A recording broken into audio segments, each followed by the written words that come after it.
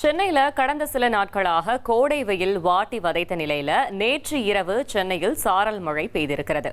மேலும் சென்னை முழுவதும் மேகமூட்டத்துடன் குளிர்ந்த காற்று வீசி வருவதால் இதமான சூழலும் நிலவுகிறது.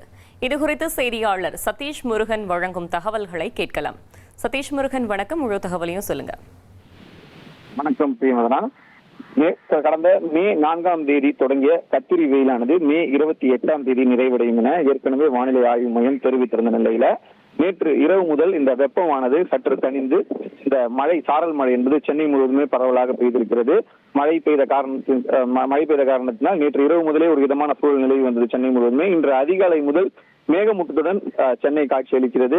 வெயிலின் தாக்கம் என்பது கடந்த சில நாட்களில் பார்த்தோம் என்றால் காலை 7 மணி முதலே இந்த வெயிலின் தாக்கம் என்பது அதிகரித்திருக்கும். ஆனால் தற்போது 8 மணி வரை ஒரு மிதமான சூழல் என்பது சென்னை முழுவதுமே நிலவி வருகிறது. குறிப்பாக வானிலை ஆய்வு மையத்தினுடைய தகவலின் அடிப்படையில, அறிவிப்பின் அடிப்படையில சென்னை, காஞ்சிபுரம், திருவள்ளூர், செங்கல்பட்டு, கன்னியாகுமரி ஆகிய மாவட்டங்கள்ல காலை 10 மணி வரை ஒரு சில இடங்கள்ல லேசானது முதல் மிதமான மழை பெய்வதற்கான வாய்ப்பு இருப்பதாக அறிவிக்கப்பட்டிருக்கிறது. அந்த சூழல்ல சென்னையில ஒரு சில இடங்கள்ல இந்த சாரல் மழை என்பது பெய்திருக்கிறது. பரவலாக மேகமூட்டத்துடன் ஒரு இதமான சூழலோட காட்சியளிப்பதை நம்மால பார்க்க முடிஞ்சது.